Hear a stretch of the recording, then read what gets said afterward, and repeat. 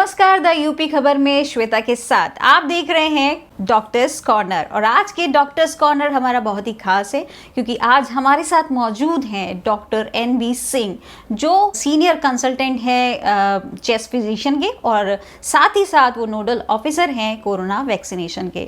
तो आज आपके सवाल बहुत सारे आज हमारे पास सवाल आने वाले हैं क्योंकि कोविड का जो दौर चल रहा है उसको लेकर बहुत सारे सवाल लोगों के मन में हैं। आज भी कुछ लोग ऐसे हैं जो समझ नहीं पा रहे हैं कि आखिर कोरोना वैक्सीन, कोरोना जो है वो क्या है। सीधे बात करते हैं डॉक्टर NB सिंह से, जो नोडल ऑफिसर है कोविड वैक्सीनेशन के। सबसे पहले तो welcome to sir. Thank you sir, आज हम लोग कोविड वैक्सीनेशन पे बात करने वाले हैं, कोरोना पे हम बात करने वाले हैं। तो सबसे पहले आज वैसे तो सबको मालूम है कि कोरोना आज की डेट में क्या है, लगभग काफ़ी लोग जान चुके हैं, लेकिन अब भी कुछ लोग ऐसे हैं जो कोरोना के बारे में नहीं जानते हैं। तो आप सबसे पहले हमें कोरोना के बारे में थोड़ा सा ब्रीफ कीजिए सर। देखिए श्वेता जी, कोरोना एक वायरल RNA वायरस द्वारा जनित एक बीमारी है जी, जो एयर से ड्रॉपलेट ट्रांसमिशन से फैलता है जी। अगर कोई बीमार कोरोना से ग्रसित व्यक्ति है, खांसता और छींकता है जी, अपने मुंह और नाक पे कोई रुमाल या टिश्यू पेपर अगर यूज लगा नहीं रहा है तो ये दूसरे को फैला सकता है 3 मीटर 4 मीटर तक। ये उसके खांसने और छींकने से जो हवा में ड्रॉपलेट्स या उसके बूंदें, छींक की बूंदें हवा में होती हैं, वो बूंदों के कारण दूसरे जो स्वस्थ लोग हैं उनको ये संक्रमित कर सकता है जी। ये उसके फैलने का संक्रमण के बाद 4 से 14 दिन के अंदर कोरोना के सिम्टम आना शुरू हो जाते हैं जी। इन सिम्टम्स में जी। बुखार जी, बदन दर्द, गले में खराश, सिर दर्द, आँख में इचिंग होना, रेडनेस होना और पेट में दर्द, पतली टट्टी वगैरह होना और कभी कभी एंजाइटी भी होना और कभी वीकनेस होना, ये सारे तरह तरह के लक्षण हो सकते हैं। अच्छा डॉक्टर, आप लक्षण की बात आप जैसे कर रहे हैं कि आपने अभी जो भी सिम्टम्स अभी बताए हैं, जो लक्षण बताए हैं, उसमें जो आप बोल रहे हैं, तो क्या ये सारे सिम्टम्स उस पर्सन में होने चाहिए तभी वो कोविड का शिकार है? नहीं, ये सारे सिम्टम एक ही मरीज में होने संभव बिल्कुल भी नहीं है जी।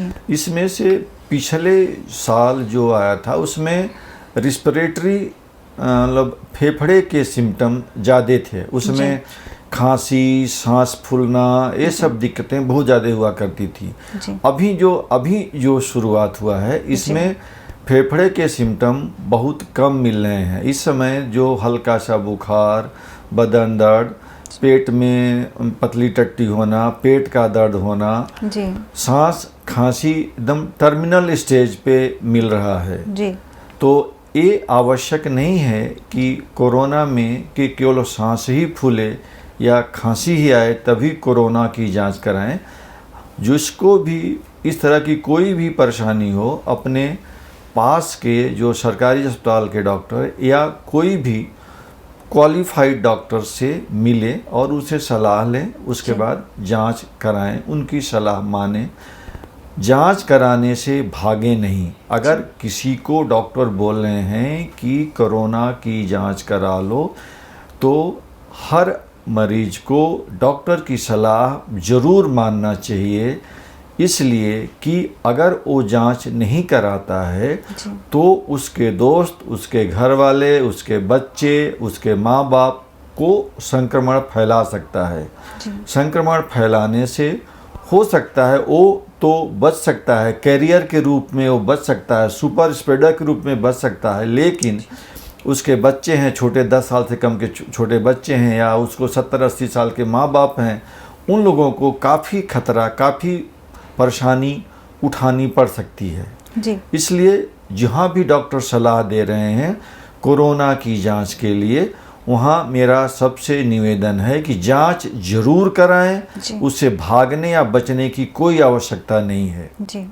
जी। डॉक्टर साहब, आपने भी जांच के लिए बात किया, जैसे आप बता रहे हैं कि जांच ज़रूर कराएं। जांच दो तरीके की है, एक RT-PCR और एक एंटीजन टेस्ट। तो दो तरीके के जो टेस्ट हैं उसमें फ़र्क क्या है? लोग उसको फ़र्क नहीं कर पाते हैं। एंटीजन एंड RT-PCR में, दोनों टेस्ट में क्या डिफरेंसेस हैं? श्वेता जी, अभी कोरोना से जांच के लिए हमारे यूपी में 3 तरह की जांचें अवेलेबल हैं। जी। पहली एंटीजन टेस्ट है, दूसरी ट्रूनेट है, तीसरी RT-PCR है। जी। इसमें एंटीजन टेस्ट जो है विदिन 1 घंटे के अंदर रिपोर्ट इसकी मिल जाती है, लेकिन इसमें फॉल्स निगेटिव 50% होने के चांसेस हो सकते हैं। जी। दूसरी टेस्ट जो है ट्रूनेट है, उसका रिपोर्ट हमें ये भी MRO polymerase chain PCR based test है जी। लेकिन इसका भी रिपोर्ट 2 घंटे में मिल जाता है जी। लेकिन इसकी जो सेंसिटिविटी और स्पेसिफिसिटी है जी। वो भी 70% से ज़्यादा नहीं है जी। तीसरी टेस्ट है जो RT-PCR, ये भी PCR पॉलीमरेज चेन रिएक्शन पे बेस्ड है। इसकी जो सेंसिटिविटी और स्पेसिफिसिटी है वो 76% तक है जी। तो हमारे पास जो तीनों टेस्ट हैं इसमें सबसे ज़्यादा सुटेबल और गोल्ड स्टैंडर्ड टेस्ट RT-PCR ही है जी। जी। अच्छा डॉक्टर साहब, अगर किसी को कोरोना नहीं है, कोविड नहीं है, उससे बचने के क्या क्या उपाय हो सकते हैं? मतलब प्रिकॉशनली जो लोग उससे अफेक्टेड नहीं है, क्या मतलब किस तरीके से उपाय किया जा सकता है, किस तरीके से बचा जा सकता है? जिनको कोरोना नहीं है उनको बचने का एहतियात का तरीका यही है, सबसे पहले कि घर से बाहर जब भी निकलें जी। एक रुमाल या गमछा, हैंकी या टिश्यू पेपर या मास्क लगा के निकलें। ये बहुत ही, जैसे मोटरसाइकिल निकाल रहे हैं तो हेलमेट पहन रहे हैं जी। 4 व्हीलर चला रहे हैं तो सीट बेल्ट लगा रहे हैं, उसी तरह मुंह और नाक ढकने के लिए हैंकी या टिश्यू पेपर या रुमाल या मास्क जरूर लेके ही घर से निकलें और लोगों को एजुकेट भी करें कि बिना मास्क के या बिना हैंकी के मुंह नाक ढके किसी से बात ना करें। लोगों को ये जागरूकता भी फैलाएं। अगर कोई इसको फॉलो नहीं कर रहा है तो वो इसको फॉलो मतलब बताएं, वो उसको मनवाएं, बताएं उसको। मारपीट करने को मैं नहीं बोल रहा हूँ ज़बरदस्ती उसको मारपीट करें, लेकिन उसको ज़रूर समझाएं, ये सबके हित की बात है जी। जी डॉक्टर साहब, अब हाल ही में एक वैक्सीनेशन, कोविड से बचने के लिए एक वैक्सीनेशन आ चुकी है, और वैक्सीनेशन लगवाना कितना सही है और कितना गलत है? श्वेता जी, पहली वाली उसमें हम मास्क के अलावा 3 चीज़ें और उसमें जोड़ना चाहेंगे जी। पहली वाली लाइन में जी।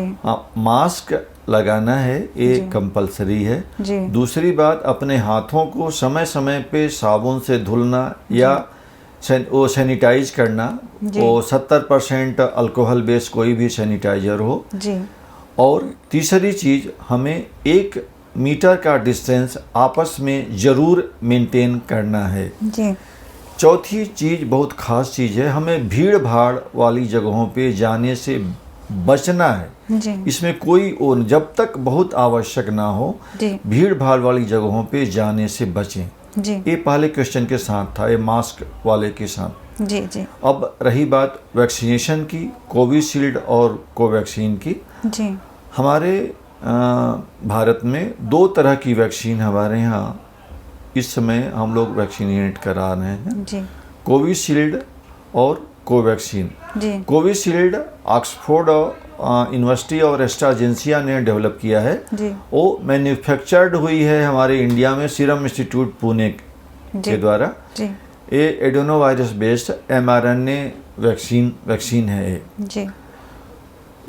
और दूसरी वैक्सीन हमारे यहाँ कोवैक्सीन है जी। जो हमारे इंडिया में ICMR और भारत बायोटेक ने डेवलप किया है जी। इसको मैन्युफैक्चर भी भारत बायोटेक ने ही किया है जी। ये कोवैक्सीन टोटली 100% हमारी इंडियन वैक्सीन है। जी। तो इसमें कोवैक्सीन में एक किल्ड वायरस है, इसमें लाइव एटेन्यूएटेड भी नहीं है, एक किल्ड वायरस है। इसका जो स्पेसिफिसिटी है, इफिकेसी, इसकी जो इफिकेसी है वो 81% तक है और कोविशील्ड का जो इफिकेसी है 69% तक है। अगर हम 28 डेज से का सेकेंड डोज लेने के 15 दिन बाद अगर हम काउंटर वो चेक करते हैं तो। जी जी मैम। अच्छा डॉक्टर साहब, आप अभी वैक्सीनेशन की बात करें, कोवैक्सीन एंड कोविशील्ड दो तरीके की एक वैक्सीन है, जिसमें अगर उस पर कंपेयर करना चाहें कि कोवैक्सीन एंड कोविशील्ड में से कौन सी ज़्यादा बेस्ट रहेगी हमारे पेशेंट्स के लिए? श्वेता जी, देखिए हमारे यहाँ दोनों ही वैक्सीन हमारी भारत सरकार ने लॉन्च की हैं। दोनों ही वैक्सीन हमारी मेड इन इंडिया भारत में बनी हुई हैं। दोनों ही सेफ हैं, ट्राइड एंड टेस्टेड हैं। लेकिन थोड़ा सा इफिकेसी हमारी कोवैक्सीन की कोविशील्ड से थोड़ी बेहतर है जी। इसलिए कोई भी वैक्सीन लगाएं, कोई भी वैक्सीन 100% इफिकेसी नहीं देती है। पहले तो ये जानना बहुत आवश्यक है जी। कि हर कोई वैक्सीन, चाहे वो पोलियो की हुई, चाहे रेबीज की हुई, चाहे इन्फ्लुएंजा की हुई, 100% इफिकेसी किसी भी वैक्सीन की नहीं होती है जी। तो उस हिसाब से हमारी दोनों ही वैक्सीनें हमारी जो मानक है, मानक पे खरी उतरी हैं। दोनों ही वैक्सीनें सेफ और पब्लिक यूज के लिए ठीक हैं। उनमें कोई डरने या घबराने की बात नहीं है। हमारे हॉस्पिटल में हम लोग कोवैक्सीन लगवा रहे हैं। कोवैक्सीन हम लोग कम से कम अभी 8,500-9,000 लोगों को लगवा चुके हैं अब तक टिल नाउ। तो अभी तक इस वैक्सीनेशन से एक भी मरीजों को किसी भी तरह का कोई परेशानी नहीं हुई है। तो मैं इसको बेटर मान रहा हूँ। बेटर तो नहीं कहना चाहिए, दोनों ही अच्छी है मेरे लिए। इन्हें इसका एक्सपीरियंस मेरा अच्छा है कोवैक्सीन के बारे में। जी डॉक्टर साहब, वैक्सीनेशन लगवाने की क्या प्रक्रिया है, किस तरीके से? क्योंकि अभी तो टाइम टू टाइम सरकार एक गाइडलाइन जारी कर रही है कि अब 60 वर्ष के लोगों को लगेगा, अब 45 से ऊपर के लगेगा। उसमें भी क्या प्रोफार्मा है, क्या प्रक्रिया है, किस तरीके से हम अप्लाई कर सकते हैं वैक्सीनेशन के लिए? और उसका क्या कोई, जो भी अप्लाई कर रहे हैं, क्या उसका कोई चार्ज है या फ्री ऑफ कॉस्ट है? श्वेता जी, हमारे भारत में 16 जनवरी को वैक्सीनेशन ड्राइव स्टार्ट हुआ है जी। 16 जनवरी को हमारे भारत में कोविशील्ड और कोवैक्सीन दोनों ही वैक्सीनें लॉन्च हुई हैं जी। फर्स्ट जैसे था उस समय हेल्थ वर्कर को दिया गया था फर्स्ट प्रायोरिटी जी। उसके बाद front line worker, police personal, PAC और आर्मी वालों को, पैरामिलिट्री वालों को दिया गया था जी। उसके बाद हमारे यहाँ 1 मार्च से 60 साल से ऊपर वाले जो हमारे बुजुर्ग हैं जी। उनको प्लस 45 और 60 के बीच में जो कोमार्बिड कंडीशन वाले जी। लोग हैं उनके लिए था जी। अभी 1 अप्रैल से 45 प्लस जो 45 साल से ऊपर के कोई भी हैं सबको वैक्सीनेशन हम लोग इस समय भारत सरकार ने शुरू कराया है। हम लोग अपने यहाँ करवा रहे हैं। अब रही बात प्रोसेस की, तो हमारे यहाँ 3 तरह के वो हैं। या तो हम कोविन 2 पोर्टल पे रजिस्ट्रेशन करा के आए घर से, या आरोग्य सेतु ऐप पे रजिस्ट्रेशन करा के आए। तीसरा, अगर रजिस्ट्रेशन हम दोनों ही उसमें करा नहीं पाते हैं तो हॉस्पिटल में आके तत्काल भी कराया जा सकता है वो ऑन द पोर्टल। और गवर्नमेंट, किसी भी गवर्नमेंट हॉस्पिटल में ये वैक्सीनेशन फ्री ऑफ कास्ट है, कोई चार्जेज नहीं पड़ते हैं। प्राइवेट हॉस्पिटल्स में नॉमिनल चार्जेज हैं, वो 250 रुपये सरकार ने अभी निर्धारित किए हैं। अगर लोग प्राइवेट हॉस्पिटल्स में नहीं जाना चाहते हैं, गवर्नमेंट हॉस्पिटल्स में आए, फ्री में उनका वैक्सीनेशन होगा। जी। अच्छा डॉक्टर साहब, ये है जो लोग वैक्सीनेशन करा रहे हैं, जो वैक्सीनेशन कराने आ रहे हैं, वैक्सीनेशन कराने से पहले क्या क्या चीज़ें ध्यान देने योग्य हैं? क्या क्या चीज़ ध्यान दिया जाए जिससे वैक्सीनेशन में कोई उनको प्रॉब्लम ना हो? वैक्सीनेशन से पहले हम लोग पूछते रहे हैं कि कोई क्रॉनिक एलर्जिक का कोई एपिसोड तो नहीं रहा, कोई ड्रग एलर्जी का कोई हिस्ट्री तो नहीं है, कोई ब्लड थिनर जो चल तो नहीं रहा है, एंड कोई स्टेरॉयड वगैरह बहुत दिनों तक तो नहीं चल रहा है। ये चीज़ें हम उनसे मरीज से पूछते हैं। अगर कोई ब्लड थिनर ले रहे हैं तो उनको हम बंद करने को बोलते हैं कि ब्लड थिनर अगर आपका चल रहा है तो आप बंद कर लो 4 दिन के लिए, उसके बाद आप आना हमारे यहाँ। और अगर कोई एलर्जिक कोई है, बहुत दिनों से है, एलर्जी की दवाएं उसको नियमित चल रही हैं, तो उनसे भी हम लोग कहते हैं कि आप अपने स्पेशलिस्ट से सलाह ले लो, तब उसके बाद वैक्सीनेशन कराओ। जी जी जी, जी। डॉक्टर साहब, ये वैक्सीनेशन के क्या कोई साइड इफ़ेक्ट भी हैं कि जिसने वैक्सीनेशन लिया है, जैसे कई बार सुनने में आता है कि उनको फीवर हो जाता है, कभी कहीं पेन हो जाता है कि बॉडी एकदम से पेन करने लगती है, क्या वो एक साइड इफ़ेक्ट है या एक अच्छा सिम्टम है? श्वेता जी, जहाँ तक मैं बताऊँ, साइड इफ़ेक्ट तो इसके नहीं हैं जी। दोनों ही वैक्सीन बहुत सेफ हैं, बहुत ही प्रॉपर स्टडी के बाद निकाली गई हैं जी।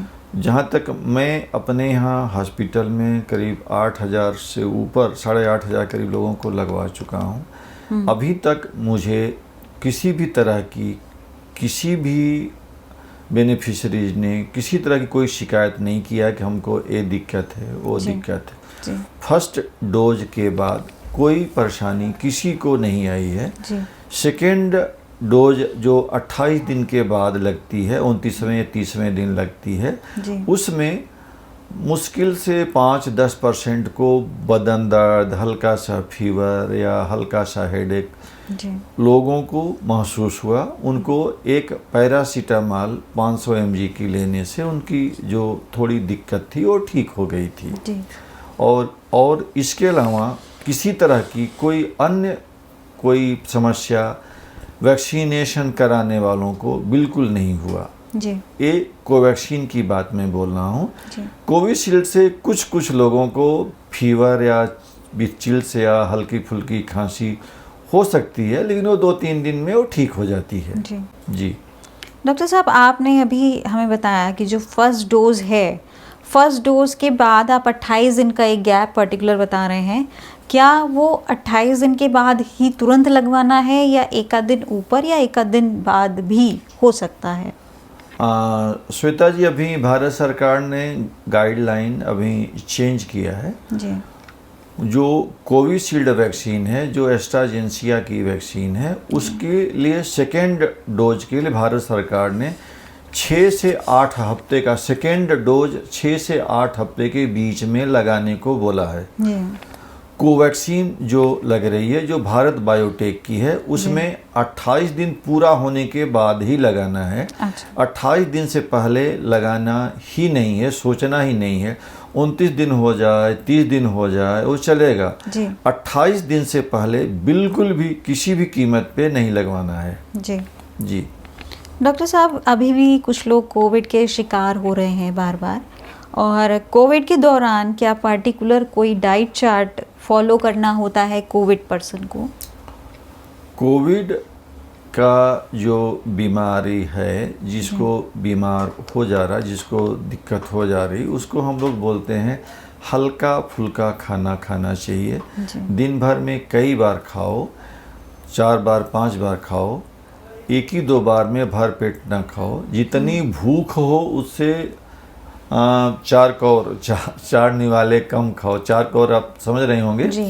4 कौर कम खाओ, भर पेट ना खाओ, दिन भर में कई बार खाओ, थोड़ा थोड़ा करके खाओ।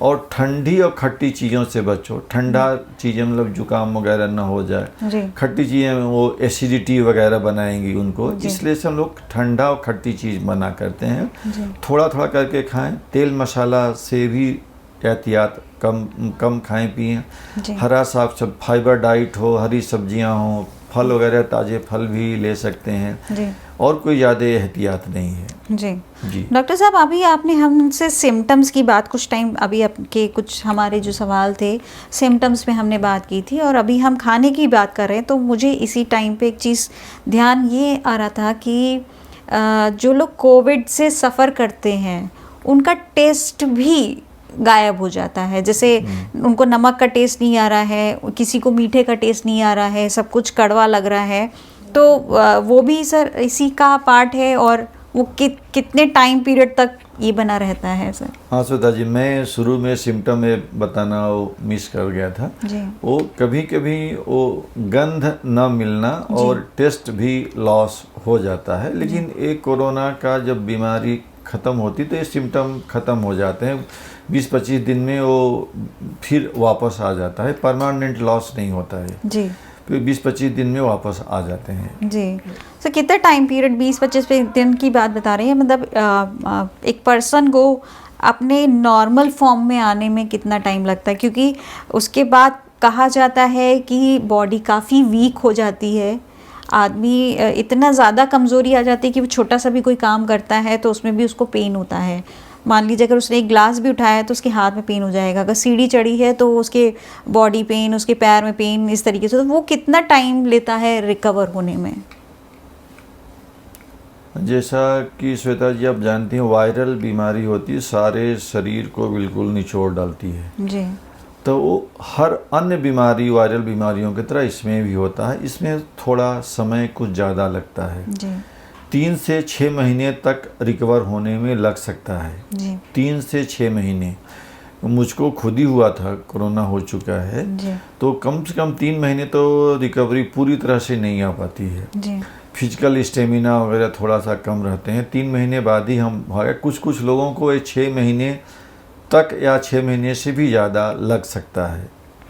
सर ये डिपेंड करता है पर्सन की विल पावर के ऊपर, विल पावर, उसका खान पान और उसका जो बॉडी का जो कोमॉर्बिड कंडीशन है, डायबिटिक है, हाइपरटेंसिव है, सीएडी वगैरह हैं या कोई अन्य बीमारियां साथ हैं, तो रिकवरी उसकी होने में थोड़ा समय बढ़ जाता है। जी जी जी। डॉक्टर साहब, अभी वैक्सीनेशन जो हमारी चल रही है, क्या वैक्सीनेशन के बाद भी कोविड हो सकता है क्या? वैक्सीनेशन के बाद भी कोविड हो सकता है, बिल्कुल हमें ये मान के चलना चाहिए। जैसा अभी हमने बताया था कि किसी भी वैक्सीन की इफिकेसी 100% नहीं है जी। तो ये हमको वो किसी की 70% है, किसी की 80% है, किसी की 100% है जी। तो उसमें 30% या 20% में कौन आ रहा है पता नहीं है हमें, हमको खुद नहीं मालूम कि हमारी इफिकेसी कितनी आई जी। तो एहतियात तो जैसा कि हम लोग बोल भी रहे हैं कि वैक्सीन लगाने के बाद हमें 4 सावधानियां जरूर बरतनी है। वैक्सीन लगाने के बाद भी हमें मुंह और नाक दोनों ढकने हैं, अर्थात मास्क लगाना है जी। अपना हाथ नियमित समय पे साबुन से धुलना है या 70% अल्कोहल से सैनिटाइज करना है। तीसरा, 1 मीटर का डिस्टेंस आपस में मेंटेन करना है। चौथा, भीड़ भाड़ से बचना है जी। ये चारों चीज़ें हमें वैक्सीनेशन के बाद भी लगाना है और बर्ताव करना है जी। मैं 5वीं चीज़ और भी करता हूँ, जैसे आजकल हम लोग अपनी भारतीय परंपराओं की ओर हम लोग लौट रहे थे जी। शेक हैंड, हगिंग, किसिंग, हम लोग जो ये था हम लोग मना था वो अभी हमें कंटिन्यू करने की ज़रूरत है। शेक हैंड ना करें, हगिंग या किसिंग, ये सब चीज़ें हम लोग अभी भी उससे बचने की ज़रूरत है। हमें अपने भारतीय परंपराओं की ओर लौटने की और उसको अभी फॉलो करने की ज़रूरत है जी। जी जी। अच्छा, मतलब अभी जैसे कोविड एक बार फिर से एक रफ्तार पकड़ रहा है, फिर से वो पहले वाले फॉर्म में आ रहा है, आए दिन रोज़ाना केस बढ़ते जा रहे हैं और वैक्सीनेटेड पर्सन भी दोबारा से कोविड हो रहे हैं, तो उनका सबका यही रीज़न है सर कि ये लोग डिस्टेंस मेंटेन नहीं कर रहे हैं, क्या रीज़न है? श्वेता जी, ये तो बहुत सही आपने बोला कि हम जैसा आप देख रही हैं लखनऊ में, यहाँ दिवाली के बाद से ही लोग इतने लापरवाह हो गए हैं कि कोरोना केवल यहाँ पे भ्रम फैलाया गया था। जी। पब्लिक में ऐसा मैसेज किसी ने भ्रम फैला दिया कि कोरोना कुछ है ही नहीं। जी। इतनी तेज़ी से बढ़ रहा है कोरोना, केवल हमारी लापरवाही जी। पब्लिक की। जी। अगर ये लोग मास्क लगाते और वो डिस्टेंसिंग करते, जी। हैंड सैनिटाइज करते तो ये इतना ज़्यादा नहीं फैलता। अभी भी मौका है, अभी भी लोग जागरूक हो जाएं, अभी भी इसको डरे नहीं, जागरूक तो ज़रूर हैं, भ्रम से दूर रहें, अफवाहों से दूर रहें। जी। जी। अच्छा डॉक्टर साहब, क्या हम ये कह सकते हैं जैसे पिछले साल 2020 में होली के बाद ही, क्योंकि गर्मी का टाइम था, इस वजह से कोविड बढ़ा था और सर्दी के टाइम आते आते थोड़ा कम हो गया था, क्या गर्मी सर्दी की वजह से भी है कि गर्मी में ज़्यादा रहेगा एंड सर्दी में कम रहेगा? क्या ये वेदर भी अफेक्टेड है, वेदर की वजह से भी ऐसा कुछ है? श्वेता जी, ऐसा बिल्कुल नहीं है जी। ये हम लोगों को जैसे पढ़े होंगे हम लोग कि हिस्ट्री रिपीट करती है, इतिहास अपने आप को दोहराता है। जी। हम लोग बहुत लोअर क्लासेस में पढ़ाया गया होगा, हम लोग पढ़े थे। उसी तरह से हम लोगों को 1918 से 1921 तक जो स्पेनिक फ्लू आया था, उस समय भी वो भी इसी तरह से संक्रमण फैलाता था, एयरबॉर्न वो वाला भी था। जी। तो उस समय भी पहले पीक के आने के बाद दूसरी पीक उसकी भी आई थी, दूसरी पीक ज़्यादा लीथल थी देन द फर्स्ट पीक। जी। तो हम लोगों ने अपने इतिहास से नहीं सीखा, जी। लोगों के अफवाहों में आ गए कि ये भ्रम फैलाया गया है, ऐसा कोरोना कुछ नहीं है। जी। तो हम लोगों को ये जो पीक आ रहा है ये नेचुरल है। जी। वो आएगा ही। जी। अभी एक साल और हमें एहतियात बरतने की ज़रूरत है। जी। जैसा हमारी भारतीय परंपरा रही है कि बिल्कुल हाथ जोड़ के नमस्ते करना, हाथ पैर धुल के खाना खाना, हाथ पैर धुल के घर के अंदर घुसना, लोगों के कपड़े प्रॉपर पहने हुए कपड़े बाहर करना, ये सब चीज़ें बहुत परंपराएं हैं, हमारी भारतीय परंपराएं। वो हमें फिर से अपने फॉलो करना है, समाज को अपने बचने के लिए और अपने समाज को बचाने के लिए अपने ये सब चीज़ों को बहुत ज़रूरी है वो करना, मानना। जी। जी।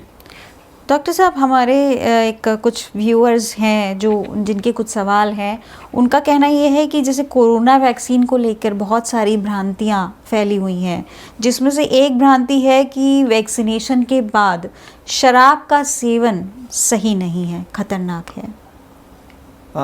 श्वेता जी, इस बारे में मैं यही कहूँगा, शराब का सेवन ठीक नहीं है, क्योंकि वैक्सीन के बाद जो इम्यून जो उसके मॉलिक्यूल बनते हैं, आईजीजी जो बनती है वो लीवर में ही बनती है। जी। अगर हम शराब पीते हैं, नियमित पी रहे हैं, तो हम लोग जानते हैं कि शराब का मेटाबॉलिज्म लीवर में ही होता है। लीवर को जितना हम आराम देंगे उतना ज़्यादा एंटीबॉडीज बनेंगी। जी। ये तो जो बोला, हालांकि ये हमारी गाइडलाइन में नहीं है, हमने कहीं सरकारी उसमें नहीं बोला गया है कि नहीं शराब ना पिएं, लेकिन अगर हम शराब नहीं पीते हैं तो हमारी एंटीबॉडी ज़्यादा बनने के चांसेस हैं। ये कहीं से भी डॉक्यूमेंटेड नहीं है, लेकिन ऐसा करने से हम अपने आप को ही बेहतर करते हैं। जी। जी। अच्छा, और हमारे साथ एक ऋचा जी जुड़ी हुई हैं हमारे साथ में, और ऋचा जी का एक सवाल था कि वैक्सीनेशन जो है वो फीमेल फर्टिलिटी को नुकसान कर सकती है, क्या ये सही है? श्वेता जी, अभी इस बारे में मैं कुछ बता नहीं सकता हूँ, क्योंकि अभी इस बारे में अभी स्टडी हुई नहीं है। जी। तो इस बारे में, लेकिन पहले ज़िंदगी बचाना बहुत आवश्यक है। अगर हम जिंदा रहेंगे, स्वस्थ रहेंगे, तो बाकी चीज़ें हम बाद में मैनेज कर सकते हैं। जी। इनफर्टिलिटी से इसका कोई संबंध हमें अभी साइंटिफिक लेवल पे हमें कुछ वो कहना नहीं है, क्योंकि ऐसा कुछ अभी स्टडी में आया नहीं है और इस तरह की अभी स्टडी हमारे यहाँ संभव नहीं हो पाई है। जी। जी। जी। तो आपका कहना ये है कि अभी इस पे एक स्टडी, एक शोध चल रहा है जिसमें पूरी तरीके से कह पाना जो एक ये भ्रम है कि फीमेल फर्टिलिटी को नुकसान होता है ये वैक्सीनेशन से, तो उसकी अभी कोई तथ्य ऐसे कुछ सामने नहीं आए? तथ्य ऐसे नहीं है। हमें लगता है कि ये भ्रम फैलाया जा रहा है इस तरह की। मुझे अभी तक ऐसी कोई साइंटिफिक फ्रेटर्निटी में ऐसा कुछ आया नहीं है जी। तो हम अभी इस बारे में कुछ कह सकते नहीं हैं, लेकिन हम ये चाहेंगे कि अगर आदमी जिंदा पहले रहे, जिंदा रहने के लिए सावधानी करे। बाकी जो फर्टिलिटी या इनफर्टिलिटी तो बाद में, आजकल साइंस बहुत एडवांस हो गई, मेडिकल साइंस, बाद में हम उसको टैकल कर सकते हैं। जी जी। डॉक्टर साहब, आपसे ये भी जानना चाहूँगी कि वैक्सीनेशन लेने के बाद हमें किस किस तरह की कैसी कैसी सावधानियाँ बरतनी चाहिए? वैक्सीनेशन कोरोना का कराने के बाद आपको जो 4 एहतियात करने हैं जी। मास्क लगाना भूलना नहीं है जी। हाथ धुलना भूलना नहीं है जी। 1 गज की दूरी आपस में मेंटेन करना बिल्कुल ज़रूरी है जी। और भीड़ भाड़ में जाने से बिल्कुल बचना है। ये चारों चीज़ें वैक्सीन लगाने के बाद भी कंटिन्यू करना है। जी जी जी। डॉक्टर साहब, वैक्सीनेशन जिनको दोनों डोज लग चुकी हैं उसके बाद भी मतलब वैक्सीनेटेड पर्सन भी कोविड के शिकार हो रहे हैं, ऐसा क्यों है सर? श्वेता जी, देखिए, वैक्सीनेशन के हम लोग बोलते हैं कि अगर सेकेंड डोज के 45 दिन 15 दिन बाद, मतलब फर्स्ट डोज के 45वें दिन के बाद, और कोविशील्ड में अब सेकेंड डोज 2 महीने बाद लग रहा है, तो 2 महीने बाद उसकी पूरी इम्यूनिटी बॉडी में आती है। इस बीच में सेकेंड डोज लगने के बाद भी वो पॉजिटिव हो सकता है, संपर्क अगर कोई कोरोना का मरीज है उसके संपर्क में आता है तो जी। दूसरी बात, अगर इन केस वो पॉजिटिव हो जाता है जी। दूसरा डोज लेने के बाद भी, तो उसकी जो सीवियरिटी है, बीमारी की सीवियरिटी और फेटल, वो दोनों कम होंगे। सीवियरिटी जो गंभीरता, बीमारी की गंभीरता कम होएगी। जी जी। वो एडमिशन या आईसीयू वगैरह, वेंटिलेटर वगैरह, उस पे जाने के चांसेस नहीं होंगे। जी जी। डॉक्टर साहब, वैक्सीनेशन लेने के पहले किस तरह की दवाइयों को और कितने दिनों तक अवॉइड करना है? वैक्सीनेशन लेने के पहले हम लोग केवल वो ब्लड थिनर जो होते हैं उनको हम लोग अवॉइड करने को बोलते हैं, जिससे कभी कभी होता है ब्लड थिनर जिनको चल रहा है, इंजेक्शन वाली साइड पे हीमेटोमा बन जाता है, ब्लड क्लॉट हो जाती है वहाँ पे कभी कभी किसी किसी को। तो लगने के बाद पब्लिक में गलत मैसेज, गलत अफवाह ना जाए, इसलिए हम लोग उसको बोलते हैं कि भाई आप वेट कर लो, ब्लड थिनर चल रहा है, उसको 4 दिन 5 दिन वेट कर लो, उसके बंद कर लो, बंद करने के बाद लगवाओ। जी जी। सर, डॉक्टर साहब, हमारे साथ एक राकेश जी जुड़े हुए हैं और राकेश जी का एक सवाल ये था, उनका कहना था कि जिन लोग को कुछ गंभीर बीमारियां जैसे हाई ब्लड प्रेशर है, हार्ट के मरीज़ हैं या शुगर की कोई बीमारी है, तो क्या वो भी, उनको भी वैक्सीन लेनी चाहिए या उनको कुछ टाइम पीरियड या कोई टेस्ट, पर्टिकुलर टेस्ट कराने के बाद उनका वैक्सीनेशन होता है? नहीं श्वेता जी, ये जो हार्ट की बीमारी है, ब्लड प्रेशर की बीमारी है या शुगर की बीमारी है जी, यह तरह के, या किडनी की बीमारी है, इस तरह के जो भी बीमारियां हैं उनके जो मरीज हैं उनको ज़रूर वैक्सीनेशन जितना जल्दी संभव हो लगवाना चाहिए। उनको अगर एज ग्रुप में आ रहे हैं तो भारत सरकार की जो दिशा निर्देश है उस एज ग्रुप में आ रहे हैं तो ज़रूर लगवाना चाहिए। इस तरह के उससे भागना नहीं चाहिए, कोई तरह का कोई दिक्कत नहीं होता है, जरूर लगवाएं वैक्सीन। जी। और सर, जो लोग कोविड से गुजर चुके हैं, क्योंकि कोविड का एक और फिर से दूसरा एक दौर चालू हो चुका है, जो लोग कोविड से गुजर चुके हैं, जिनका ट्रीटमेंट हो चुका है, जो लोग मेडिसिन ले चुके हैं, तो क्या उनका ये वैक्सीनेशन लेना, वैक्सीनेशन कराना सही है? उनको भी वैक्सीनेशन कराना है? श्वेता जी, इस समय जो ड्राइव चल रही है सभी के लिए वैक्सीनेशन कराना, जिनको कोरोना हो चुका है उनको भी और नहीं हुआ है उनको भी। कोरोना ये वैक्सीनेशन केवल जो उन्हीं के लिए नहीं लेना है जिनको पिछले वाले कोरोना बीमारी के समय उनको प्लाज्मा फरेसिस हुई थी, प्लाज्मा ट्रांसफ्यूजन हुआ था जी। प्लाज्मा चढ़ाया गया था, उनको नहीं लेना है जी। और जो ब्लड थिनर जिनको चल रहे हैं उनको नहीं लेना। ब्लड थिनर वालों को तो 5 दिन बंद करके उनको वैक्सीन ले सकते हैं। बाकी प्लाज्मा जिनको डोनेट हुआ था जी। उनके लिए अभी हम लोग कोई फ्रेश गाइडलाइन नहीं है। जी जी। तो मतलब जो प्लाज्मा के थ्रू सही हुए थे उनको वैक्सीनेशन, उनको बचना है, मतलब उनको वैक्सीनेशन का भी कोई रिक्वायर्ड नहीं है? हाँ, रिक्वायर्ड नहीं है, उनके लिए अभी गाइडलाइन नहीं है हमारे पास। जी।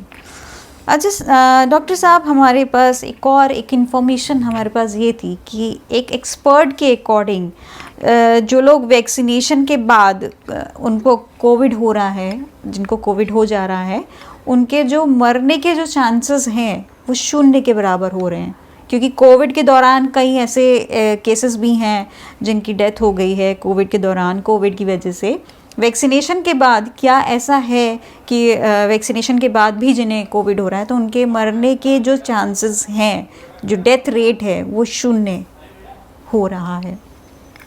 श्वेता जी, अभी इस जो आपका प्रश्न पे बहुत ही गंभीर प्रश्न है आपका जी। अभी जो स्टडी है कि जिनको वैक्सीनेशन हो चुका है, सेकेंड डोज लग चुका है जी। और 15 दिन सेकेंड डोज के 15 दिन बीत चुके हैं, उनका death report due to corona अभी नहीं हुई है। जी। तो मैं एक तो नहीं कह सकता कि उनको डेथ नहीं होगी या कोरोना से होगी, ये अभी मेरे लिए कहना उचित नहीं है। जी। हाँ, लेकिन ये बहुत ही मैं जोर दे के कहूँगा कि जिनको भी वैक्सीनेशन हुआ है उनमें सीवियरिटी, उसके बीमारी की गंभीरता काफ़ी कम होएगी। जी, thank you so much sir. बस आखिर में आपसे एक सलाह चाहूँगी अपने व्यूअर्स के लिए कि आप उनको क्या एक सलाह देना चाहेंगे सर? मैं अपने दर्शकों को ये सलाह देना चाहूँगा कि जो हमारी वैक्सीन सरकार लगवा रही है, अपने आसपास के स्वास्थ्य केंद्रों पे जाके वैक्सीन ज़रूर लगवाएं। किसी भी तरह की कोई अफवाह में ना फंसें। वैक्सीन लगाना देश के लिए बहुत ज़रूरी है, अपने समाज को बचाने के लिए। और वैक्सीन लगाने के बाद भी मैंने जो 4 एहतियात बताए हैं लेने के लिए, मास्क लगाना, हाथ धुलना और 1 गज की दूरी मेंटेन करना और भीड़ भाड़ में जाने से बचना, इसको ज़रूर निभाएं, सावधानी बरतें। जी। आज के डॉक्टर्स कॉर्नर में हमारे साथ मौजूद थे डॉक्टर NB सिंह, जो नोडल ऑफिसर है कोविड वैक्सीनेशन के। आज इनसे बात करके हमें बहुत कुछ जानने को मिला है। हमारे साथ जो कई सारी भ्रांतियां थी, वो भ्रांतियां भी कहीं ना कहीं दूर हो चुकी हैं, जिसके चलते काफ़ी लोगों के जो भी सवाल थे, जो भी जवाब उनको मिल गए होंगे। आज के डॉक्टर्स कॉर्नर में बस इतना ही। अगले रविवार हम फिर हाजिर होंगे एक नए सेगमेंट के साथ और एक नए डॉक्टर के साथ। तब तक देखते रहिए द UP खबर और हाँ, हमें सब्सक्राइब करना ना भूलें।